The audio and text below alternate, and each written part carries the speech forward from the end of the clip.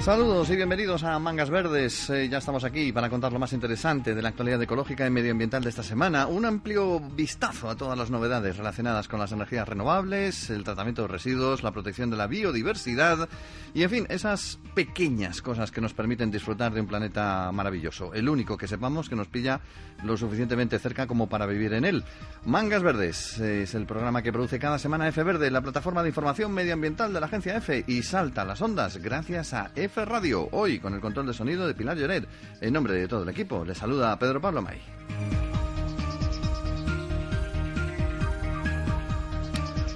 Y hoy comenzando con una cuenta atrás, porque esta semana, mañana jueves en concreto, el día 9 de octubre, concluye el plazo para lograr el compromiso de medio centenar de países con el convenio de Minamata. Se precisa esa cantidad mínima de naciones para que el tratado entre en vigor.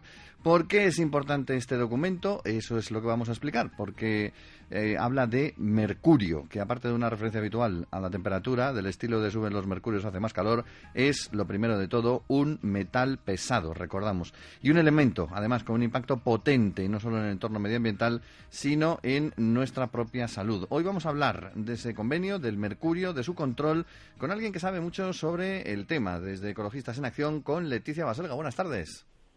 Hola, buenas tardes. Un convenio el de Minamata, para el cual en principio parece que había muchos países dispuestos a firmar, que firmaron, pero la ratificación creo que ha sido más problemática en los últimos tiempos.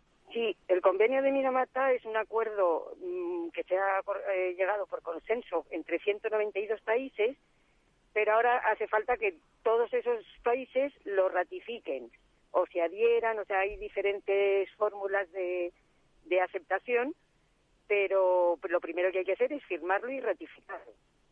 Y eso solamente lo han hecho 6 países y tenemos de plazo efectivamente hasta el viernes, hasta pasado mañana. Realmente, ¿por qué hay como se ha producido ese desinterés? Porque en principio parecía que, o sea, la firma fue general, muchos países que en principio estaban dispuestos a apoyarlo, pero a la hora de la verdad no parece que haya tanta fuerza para ratificarlo. ¿Por qué ese desinterés? Pues por una razón muy sencilla. Para aplicar las medidas que impone el convenio hace falta dinero. Entonces, aunque hay varios mecanismos de apoyo para los países en desarrollo, todos más o menos se tientan el bolsillo y, bueno, intentan minimizar el impacto económico lo más posible. Pero aparte de ese impacto económico, no hay ninguno, o sea, en todo lo demás creo que están todos de acuerdo. El concreto, quizás sería un buen momento para recordar cuál puede ser el efecto del mercurio en el cuerpo humano, ¿no? Porque a veces es de esas cosas que se dan como sobreentendidas, pero no les tomamos el peso adecuadamente. En el caso español, como digo, había una encuesta que se refería a las mujeres europeas. Por lo visto, el nivel de mercurio en las mujeres españolas es de 6 veces más alto que la media europea. Sí, está demostrado que la cantidad de mercurio en el organismo depende directamente del consumo de pescado, sobre todo de los pescados más contaminados, que son los pescados grandes, como el atún o el pez espada, que como viven más tiempo, acumulan más cantidad de mercurio y eso nos lo comemos. O sea, ha coincidido efectivamente que en el estudio que hemos hecho, las dos poblaciones más consumidoras de pescado, que son Japón y España, somos los que más mercurio acumulamos. Y esa contaminación, además, según parece, ha crecido, además, de manera sustancial durante el año 2013. Sí, vamos, crece porque siguen aumentando nuestras emisiones y nuestras liberaciones de mercurio al medio ambiente, o sea que al haber mercurio comemos más mercurio y acumulamos más mercurio. ¿Cómo se podría frenar esta liberación de mercurio? ¿Hay alguna manera de intervenir o eso forma parte del convenio? Es el objetivo precisamente del convenio de Minamata, porque para empezar las medidas tienen que ser internacionales, tienen que ser pues poco. O sea, el mercurio no tiene fronteras, aunque se emita en un sitio, luego aparece, por ejemplo, en el Polo Norte, donde no hay ninguna fuente de mercurio. Entonces, las medidas tienen que ser globales y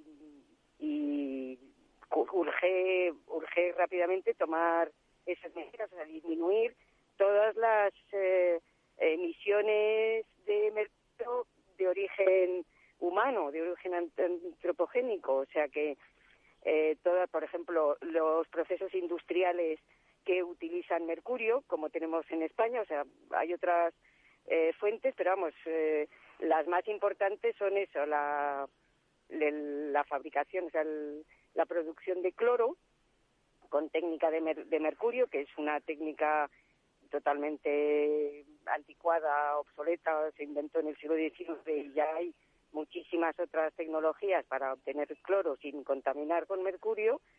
Esa es la que tenemos en España más importante. También, por ejemplo, la combustión de carbón. El carbón, muchos carbones tienen grandes cantidades de mercurio y al quemarlo liberamos mercurio a la atmósfera. Y luego hay una tercera fuente también muy importante que no tenemos en España, que es la minería del oro a pequeña escala. O sea, los pequeños mineros del oro artesanales utilizan mercurio para separar el oro de la galga, o sea, de lo demás, y lo hacen en condiciones muy precarias y no solamente ellos se contaminan, sino todos los que les rodean. De acuerdo, Leticia, pues gracias por habernos estado con nosotros en el programa. De nada. Leticia Baselga, de Ecologistas en Acción, que nos ha hablado de ese convenio de Minamata y del problema del mercurio, un tóxico, muy tóxico, un contaminante importante en nuestra vida.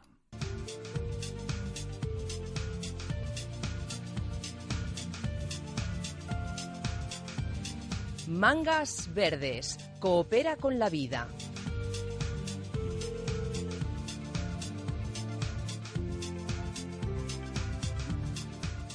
Desde luego, habría que estar como una cabra para no protegerse contra los efectos negativos del mercurio o de cualquier otra sustancia dañina para nuestra salud. Y hablando de cabras, que es a lo que voy, hoy son los protagonistas de una sección imprescindible en nuestro programa, la que nos lleva a lo largo y ancho de toda la geografía española para mostrarnos la utilidad de la Red Natura 2000, que es mucha y sobresaliente. Hoy nos quedaremos en Madrid, concretamente en el Parque Nacional de la Sierra de Guadarrama, con Raúl Casado. Espacio de radio Infonatur 2000, proyecto Life Plus de la Unión Europea para divulgar el significado y los valores de la Red Natura 2000, coordinado por el Gobierno de Extremadura y la Agencia EFE.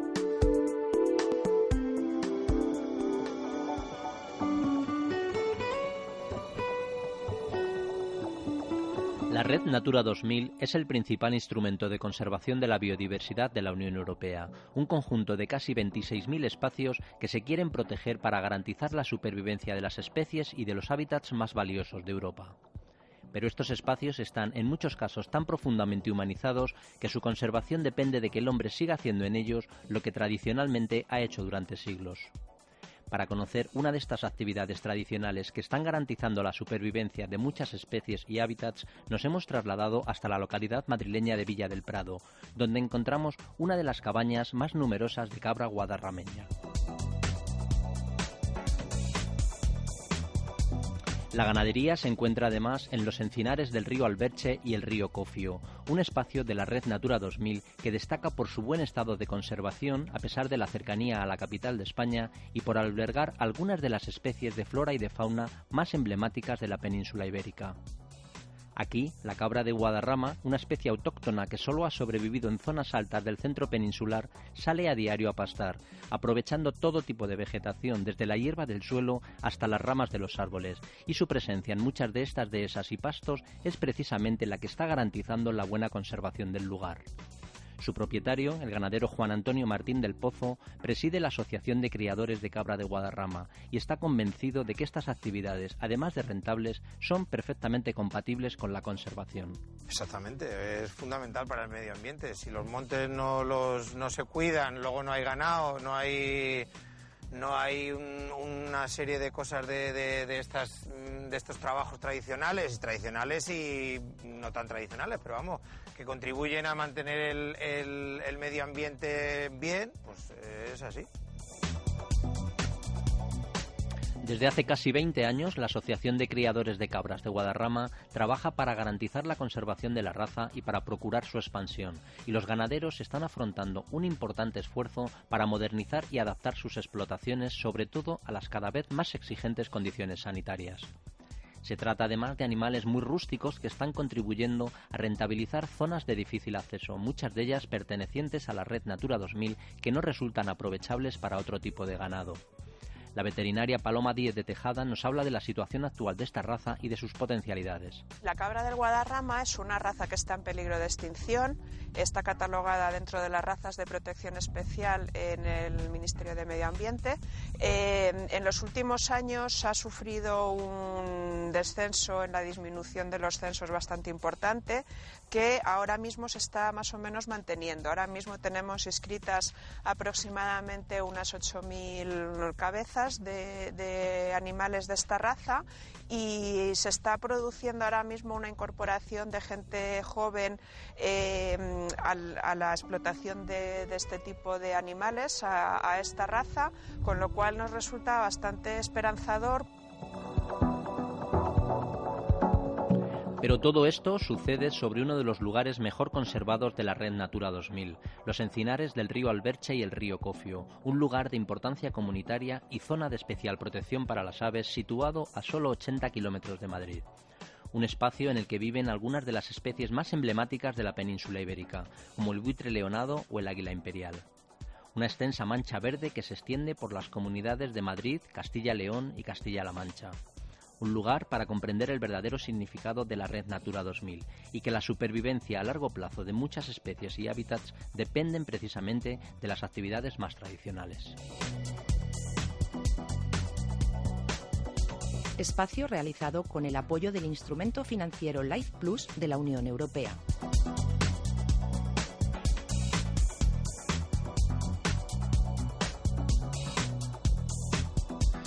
La red Natura siempre está presente, claro que sí, dentro de nuestro programa de Mangas Verdes. De la Sierra a la ciudad, nos vamos hasta Madrid en concreto. Los negocios sostenibles también se pueden, no solo se pueden, sino que se deberían hacer, diría yo, en las ciudades. Justo este miércoles era el día escogido para un foro especialmente interesante en este sentido, Las ciudades del futuro, organizado por el Centro de Investigación Tecnalia y con el objetivo de analizar oportunidades de negocio en sectores como la gestión inteligente de la energía, la movilidad urbana o la reducción de la contaminación acústica. Es lo que nos va a contar ahora el responsable de soluciones urbanas de la empresa de Tecnalia, Jesús de la Quintana.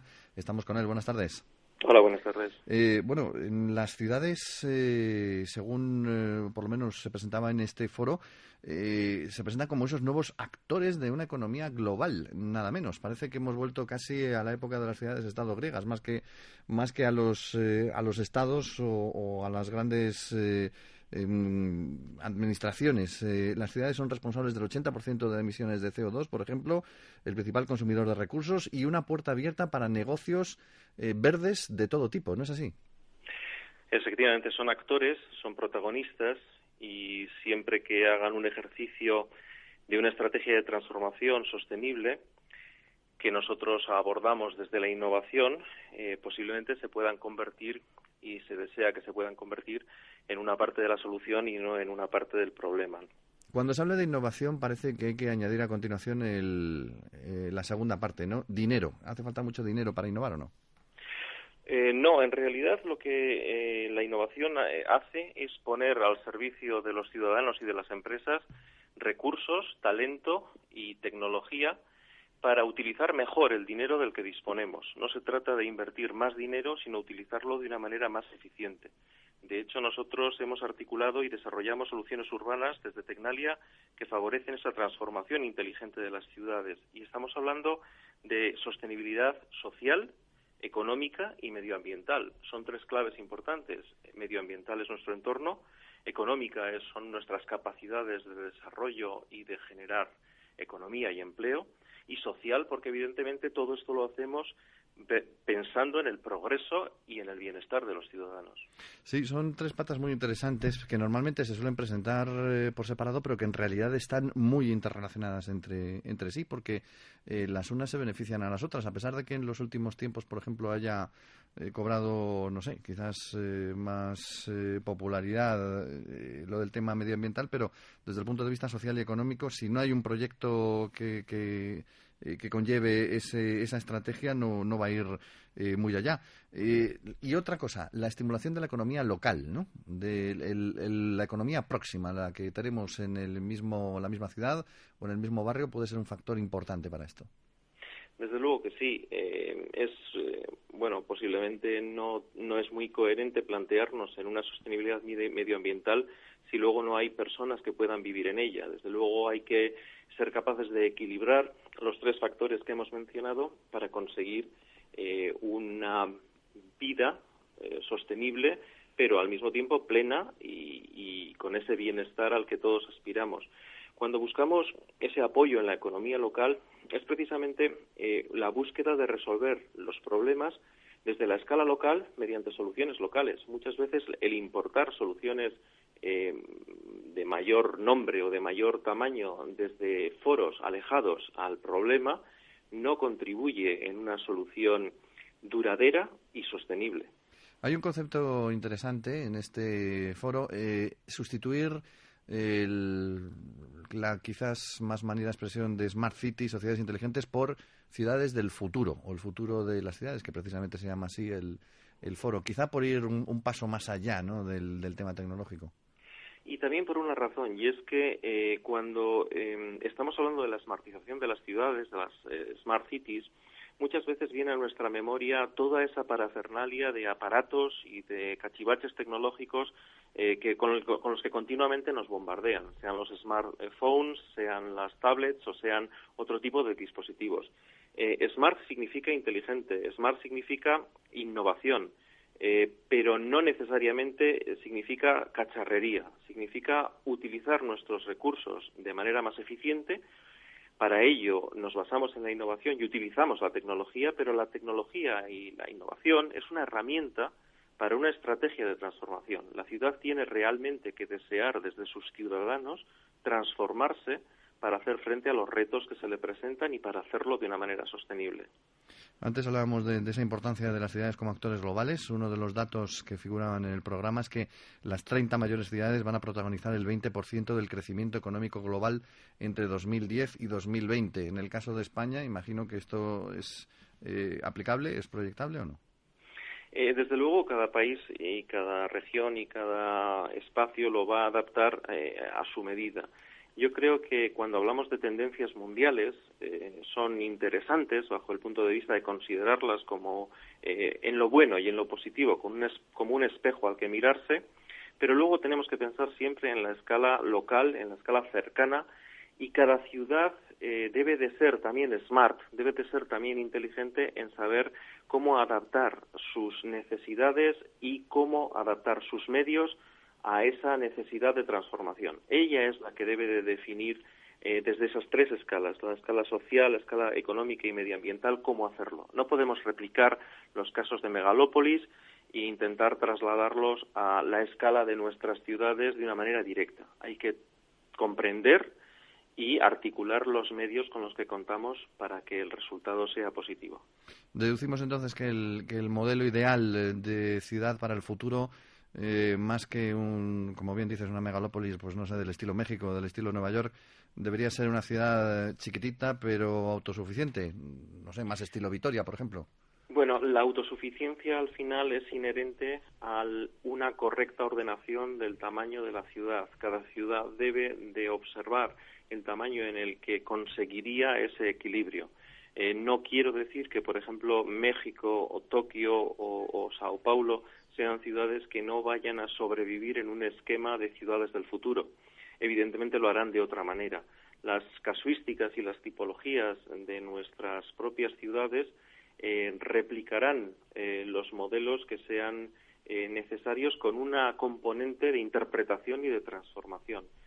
Por ejemplo, en nuestro caso, nuestras ciudades disponen de una trama urbana de unos cascos urbanos antiguos, cerrados, con unas necesidades específicas a las que se debe de responder, y posiblemente no sea el mismo caso de otras ciudades. El interpretar correctamente lo que tenemos y, bueno, pues articular todas esas soluciones que puedan estar en nuestras manos, como en este momento Tecnalia está haciendo, interpretando ciudades, como has mencionado muy bien, el caso de Vitoria, y aportándoles soluciones urbanas en colaboración con la industria local y generando de esa manera riqueza localmente para un bienestar social y para un equilibrio medioambiental, es el objetivo posiblemente de esa palabra SMART.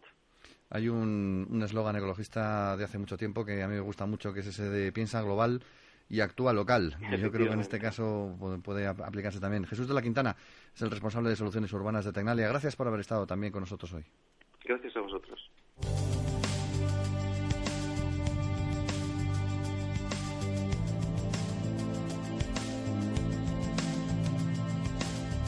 Mangas verdes. Alimenta tu conciencia.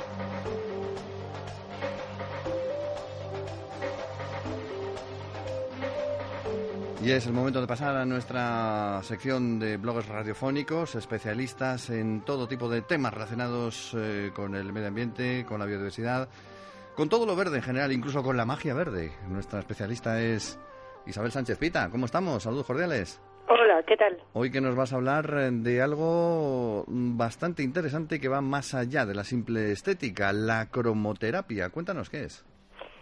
Pues sí. Pues mira, el mundo del color, bueno, pues es un mundo muy sutil, ¿no? Es un mundo que da para mucho más de que el arte y mucho más que muchas cosas. Nosotros utilizamos incluso inconscientemente el color todas las mañanas cuando nos levantamos, nos ponemos el color apropiado a nuestro estado de ánimo, aunque sea inconsciente, aunque no lo queramos reconocer. Por ejemplo, el negro nos lo colocamos cuando estamos deprimidos o queremos pasar desapercibidos, ¿no? Y, por ejemplo, baste ver un arco iris que cuando aparece no nos deja de sorprender, ¿no? Siempre nos sorprendemos cómo es posible que aparezcan toda esa gama de colores en el cielo únicamente porque ha llovido. Bueno, la teoría del color dice que el color es una sensación producida por el reflejo de la luz en la materia y transmitida por el ojo al cerebro. Goethe, que fue un gran precursor de la teoría del color, decía que el color depende también de nuestra percepción en la que se haya involucrado el cerebro y de los mecanismos del sentido de la vista. Es decir, con esto lo que explica es que la percepción del color depende de la experiencia individual. A todo esto, la cromoterapia lo que hace es un método de armonización y de ayuda a la curación natural de ciertas enfermedades por medio de estas energías que transmiten los colores. Con esto quiero repetir que todas estas técnicas de sanación naturales en las que se vienen explicando en el programa que no se pueden utilizar únicamente, sino que predisponen al cuerpo a mejorar su salud y a responder mejor a la sanación de los medicamentos, en fin, de todo, pero prepara al cuerpo para sanarlo.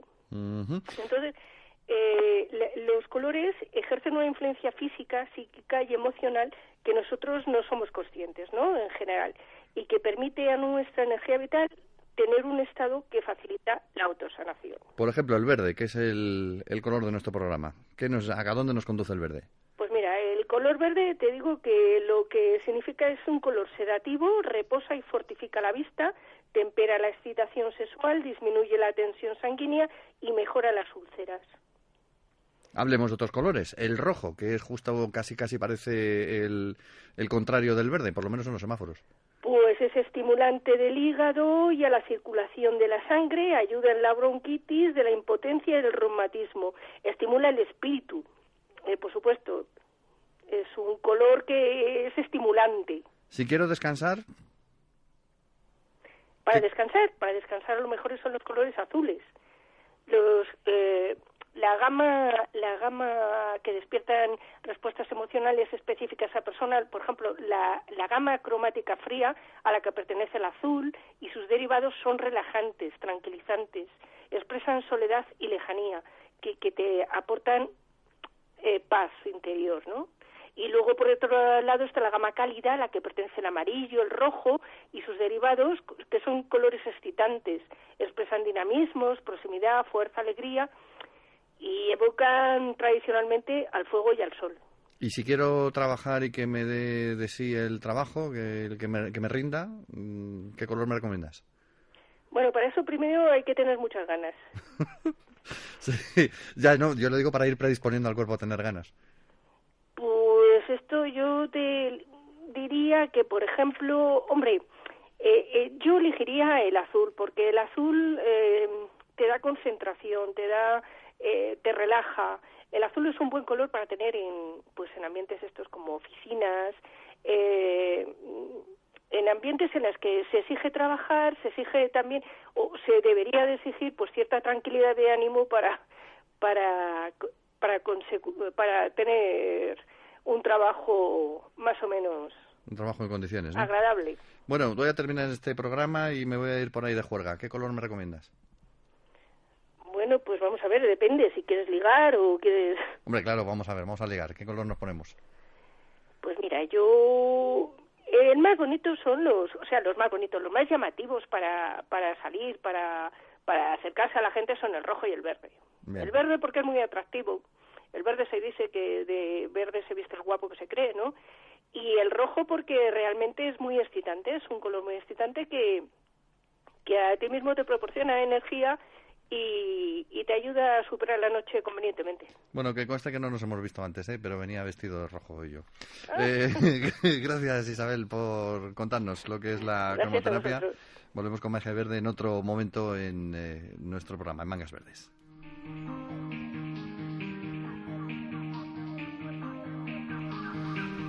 Cubrimos así nuestra media hora de esta semana. De paso, nos cubrimos también con ropa porque ya va haciendo fresquete, pero ese fresco traidorzuelo típico del otoño que cuando menos te lo esperas te tumba. Por eso nuestro refrán celtibérico de hoy, con el que finalizamos, advierte: en octubre de la sombra huye, pero si sales al sol, cuida de la insolación.